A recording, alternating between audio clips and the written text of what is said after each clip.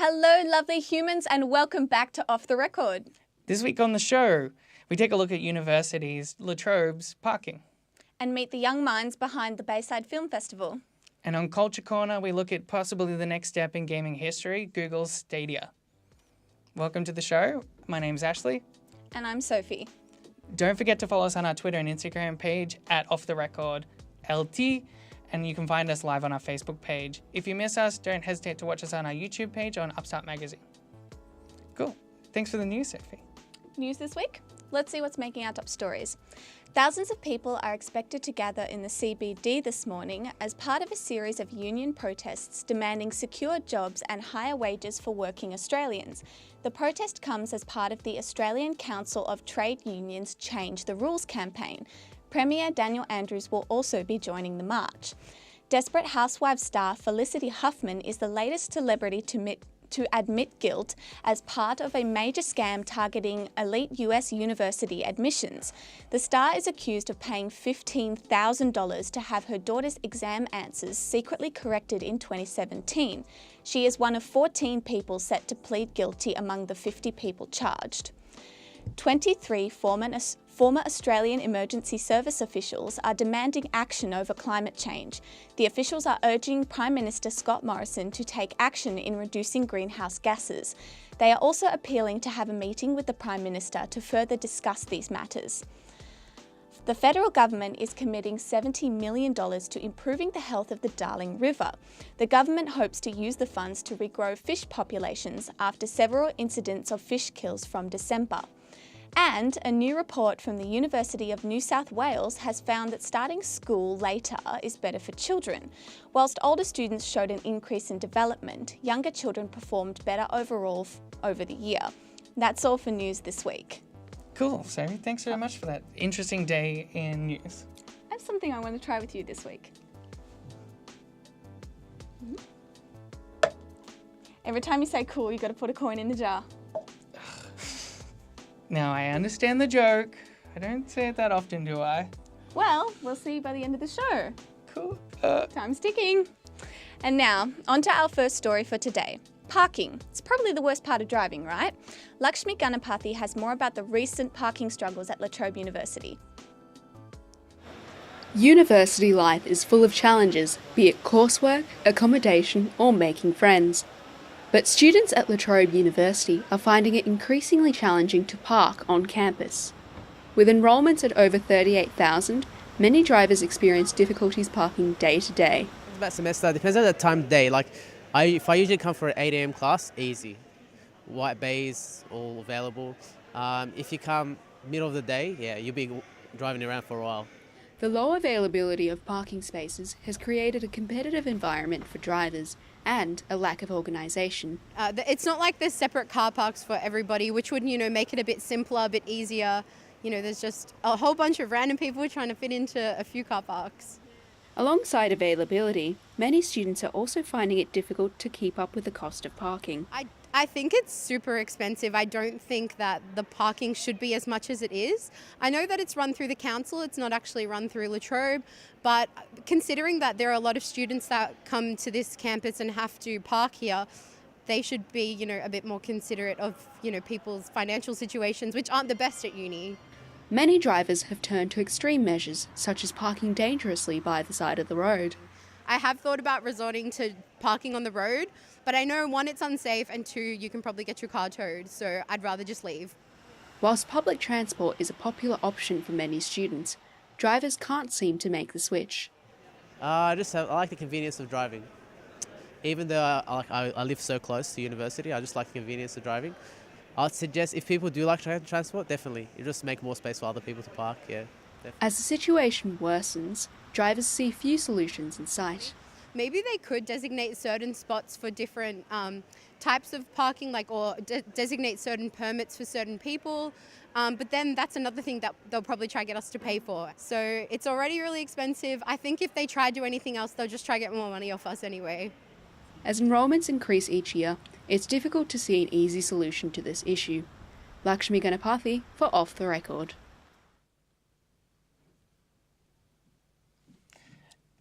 Personally, I drive to work every day, and then I drive to uni. So I enjoy the car parks. Do you face any struggles? It really depends on what time of day I'm coming in. I generally aim to get early to make sure that I do get a car park. But I don't really think it's as bad as other universities. At the moment, I don't currently drive, but in the times I have, I definitely agree with him on, often driving around for a while, the later you get here. Sometimes I've gotten here and gone, oh no, because everything is just full. Can't you get your car in anywhere? Yeah, I do find that at some points of the day, it's even easier to drive than it is to catch public transport. And 2 ways of public transport from where I live, just down the road, cost more than a full day of parking at Latrobe. And if you watch this and know me, I live really far away, so I also enjoy the convenience of driving. It's just easier. Yeah. I understand the parking tickets are pretty bad, and I've personally got one, but you should really pay for parking. Don't try and get away with not paying, because you'll be hit with a $99 fine. Cool.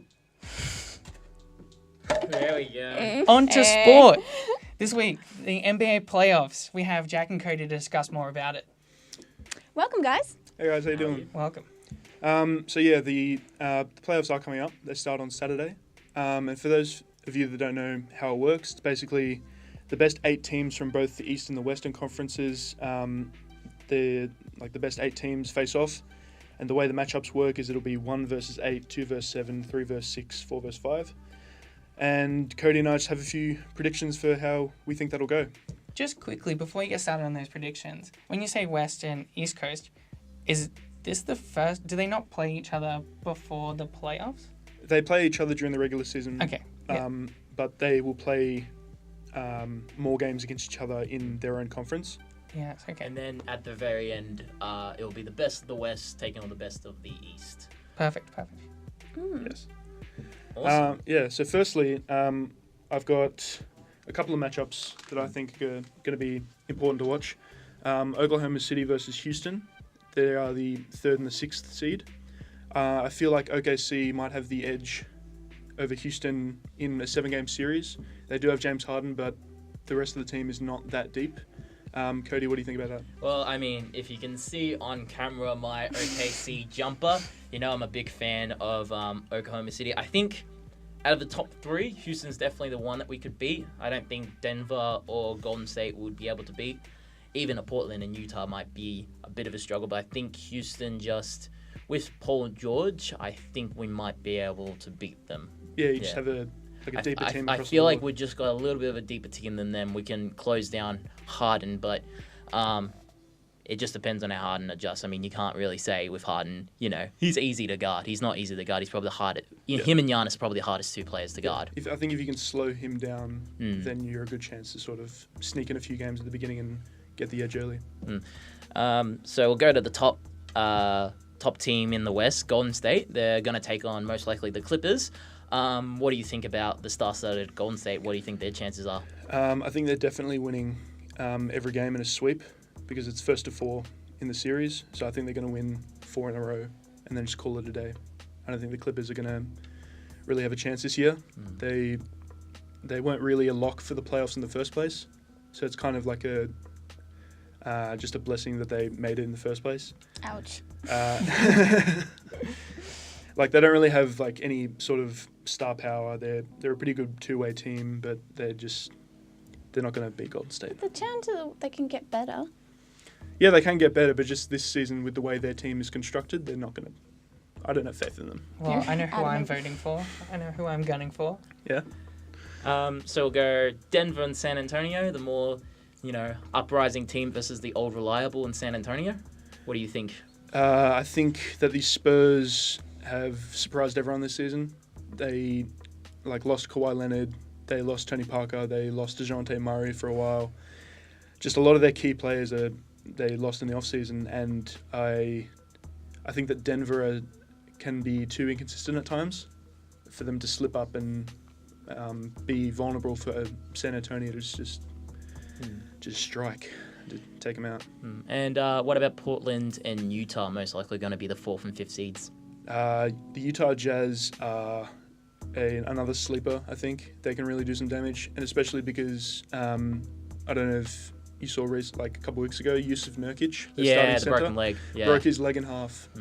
So that's really gonna Yeah, damage if him. you ever want to see a fun video, No, thank you. No, thanks. it's never good when an NBA player breaks Yeah. their leg. It's very rough. There's been a couple. Yeah. Now we'll move over to the East. Milwaukee taking on either Detroit, Charlotte, or Miami, depending on who gets that 8th seed. Do you reckon Milwaukee's just too strong for any 8th seed? Yeah, Giannis and their team is just too strong because the way they've set up their team is that Giannis basically just drives down the middle. He'll either get a layup or a dunk, and if he can't, he'll just kick out to all shooters. Like they'll always have 3 or 4 shooters just around the court ready to knock down shots. So they're a threat from anywhere basically. A real powerhouse. Yeah, they're also very long as well. They've got Yeah. long arms, block all the shots. And then into the next matchup, kind of underdogs, Orlando taking on Toronto with Kawhi. Do you think Orlando could maybe have a go at Toronto, or just Toronto's too big of a team for them? I mean, the possibility is always there. Like, you never know. Like, there's a big issue with, like, complacency with some top teams. They can sort of just go easy if they don't think a team's a threat. But it'll also come down to Toronto's health. If their whole team can stay healthy, then I think they're going to be pretty tough to beat, so you won't have to worry about it. If people are interested in catching the playoffs or are getting new into it, what's the best way to consume? Well, I would say one of the best ways, if you are more of a casual fan, I think one on free TV tends to have it. If you've got Foxtel, ESPN have a lot of matchups going. And if you're more of you really want to get into it, there's NBA League Pass, which is gets you unlimited access to games. Or if you just want to go into one team, maybe you're a Lakers fan, you can just go Lakers. So we'll go the last 2 matchups very quickly. Philly and Brooklyn. Who do you reckon? I think Brooklyn have a chance. Cool. And Boston and Indiana. Indiana's going to take it. Awesome. Well, thank you so much, Jack and Cody, for Thanks, that. guys, so much. Thank you.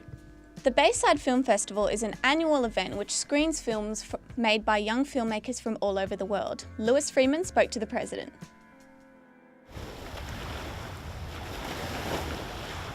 The gorgeous and serene Bayside, located at the bottom of Victoria, has been the canvas for student and aspiring entrepreneur James Young's latest project. Bayside Film Festival is a event for local filmmakers who want to promote their films and videos that they want to showcase to other locals. There's a mix of anything from short films, music videos, documentaries, features. Last year we had animations, but this year we're now focusing more on certain aspects of films. So just looking at like the editing and cinematography. So yeah.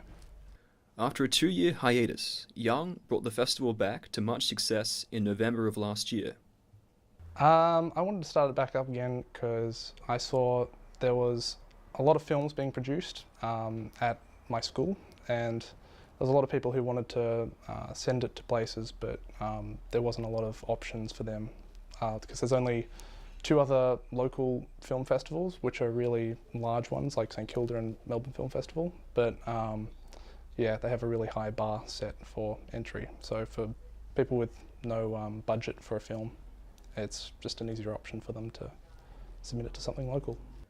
Despite much enthusiasm from James and his team of students located in this beachy paradise, the path to bringing back such an event has been far less of a walk in the park. Our biggest hurdle at the moment is marketing. We're having a bit of an issue just getting the word out. We don't have a lot of money for budget. We're a not-for-profit, so we're just purely funded on grants and local business sponsorship, so that becomes a bit of an issue. It has definitely not been an experience I would have thought I would have had when doing the festival. I thought it would be completely different. As with most things, you envision something different in your head, but it's it being something, well, I think it was much better, turned out much better than how I hoped it would have been so far, and yeah. If you're an aspiring filmmaker, you can get your film in now at the Bayside Film Festival's Film Freeway, or if you're an interested cinephile, you can check out the event coming in October this year. This has been Lewis Freeman, reporting for Off the Record.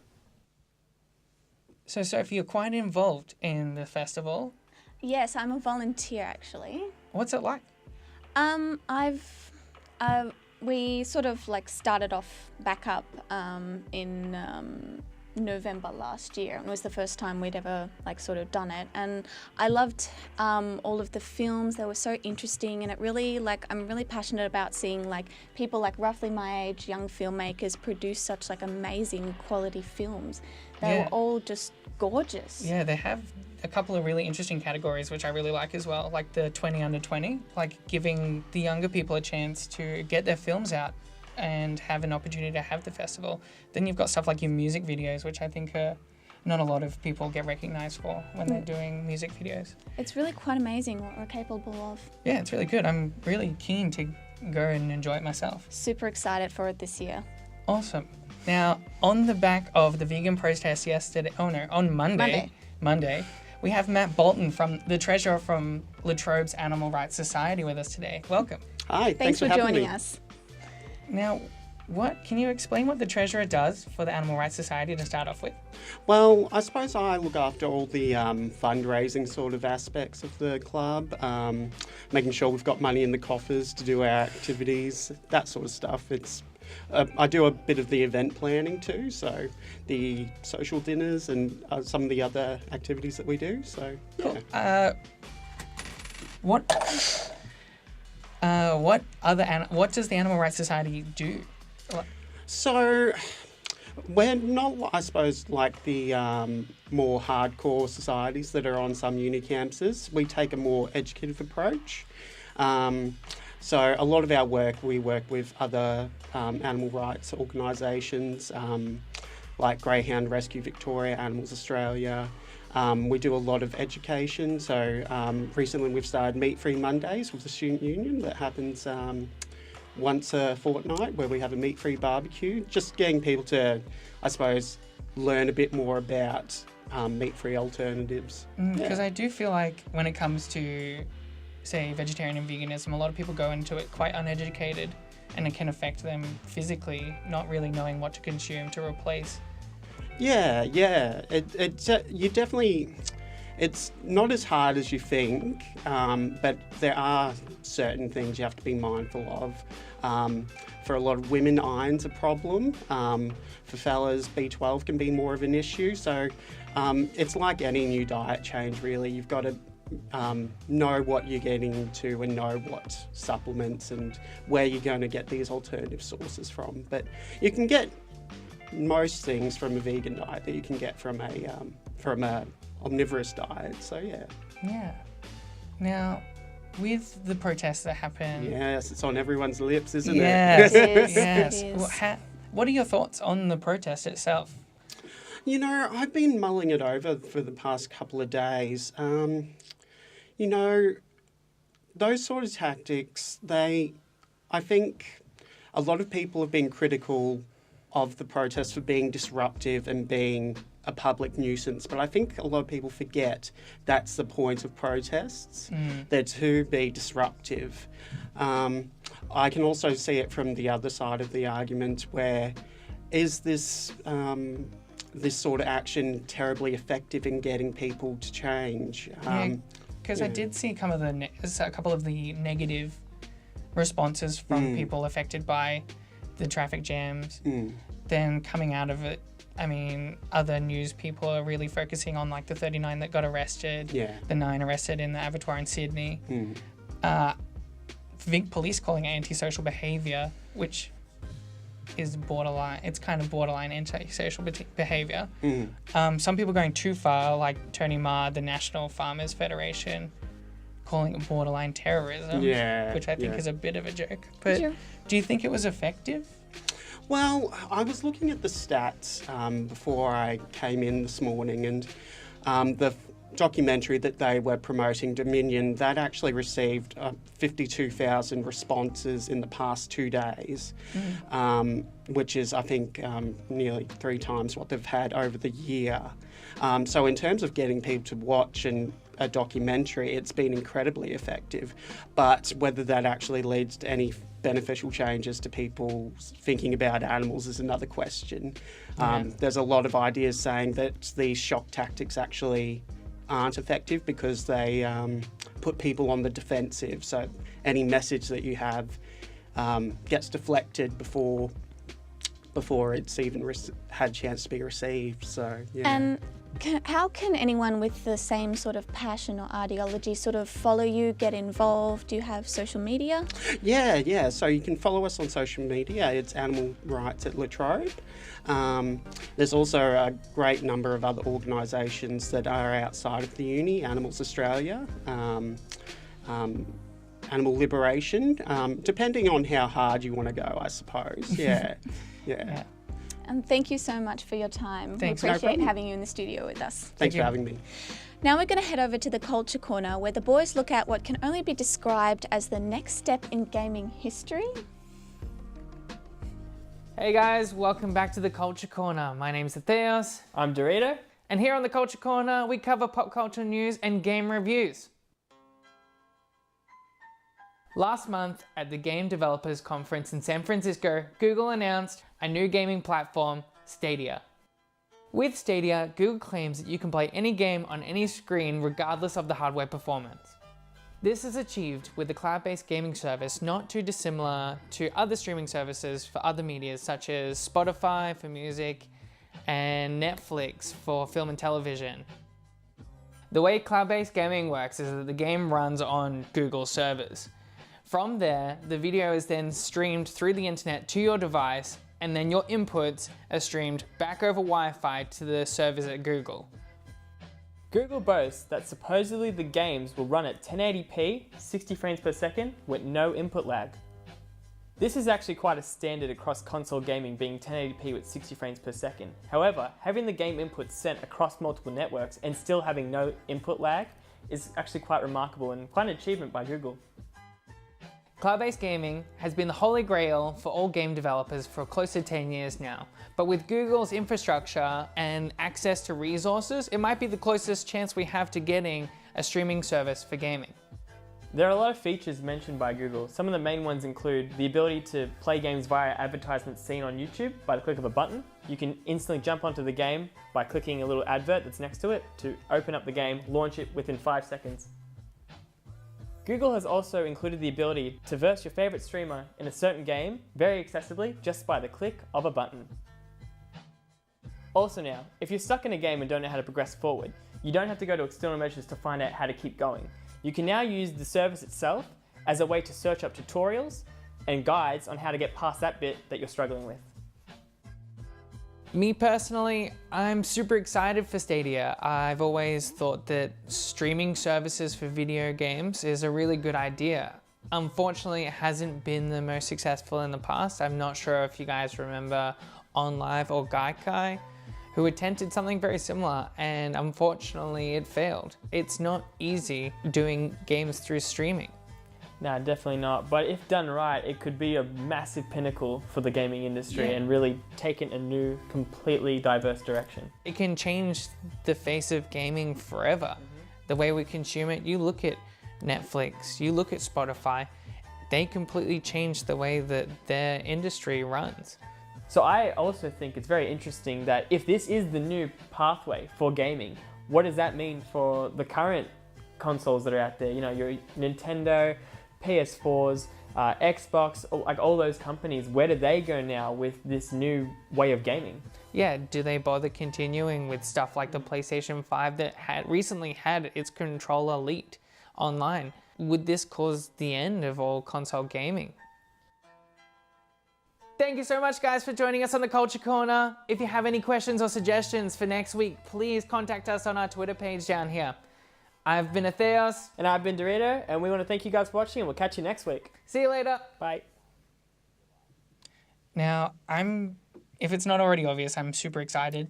It's for very Stadia. interesting. Yeah, I'm not sure if anyone noticed, but unfortunately it's not going to be released in Australia in 2019. And part of me thinks of that's because of the communication infrastructure in Australia not being able to run internet fast enough at a stable enough amount to host streaming gaming. So hopefully with the election coming up, we can kind of push that sort of stuff. Hopefully. Come on, better internet so we can play more awesome games. Play more games, yeah. Make it more accessible because it's a big part of my life and I think it should be a big part of everyone's life. Now we've got something a bit new this week. Lakshmi's here to ask ask us hosts a bunch of questions. How are you, Lakshmi? I'm fine, how are you? Well, thank you. Well, the tables have turned this week. We're asking you the questions this time. All right, ask away. So we've just compiled a list of questions from the people who are working behind the scenes tirelessly to help this show become as awesome as it is. So our first question is from our amazing producer, Cody, who asks, what is your thoughts about Egg Boy and Fraser Anning avoiding charges? I actually think it's super good. I think it's really an Australian way of going around this sort of situation. Yeah. I think we're talking about being rough in AFL, and I think politics is something that should be publicised a little bit better. It's brought a lot of attention to politics at the moment, and I think it was just two simple acts. I don't think anyone should be really prosecuted for. I mean, it is physical banter. I'm not trying to say get physical, but I also don't think it's that big of a deal. Yeah, I mean, politics is kind of saturated with a lot of kind of words and ideas and things that a lot of people don't always understand, and it's really kind of difficult for people of our age to get involved in politics, whereas when you break it down to something as simple as a guy egging another guy. There's definitely better ways of getting involved in politics. Yeah, I mean, obviously, don't go and egg your local MP. But, I'm not trying to say do that. So our next question throws back to that Culture Corner package.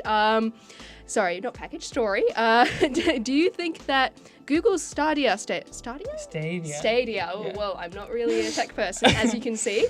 Stadia service will bomb like the failed online gaming service OnLive from the late 2000s. I'm hoping it doesn't. Yeah, OnLive and Gaikai happened close to 10 years ago, like 6 to 10 years ago. That's before smartphones were the biggest thing ever. You think about how technology has come so far, and they're much smaller companies than Google are. Google has the infrastructure to create what could possibly be the first successful cloud gaming. So for a few kind of noobs like me, could you explain what OnLive is? Is it like the MySpace of gaming? No, no, it's more like Spotify. Yeah. It's more like Spotify where you stream media, or Netflix. It just, you have a controller in your hand. Okay, cool. I really hope that it doesn't bomb. It's sort of like something new that will sort of, it's like not necessarily unheard of, but like maybe it is the future. I mean, yes, some of the bigger companies might be a bit worried, especially like PlayStation and all of the consoles, but yeah, maybe it's what we need. Maybe it is the future.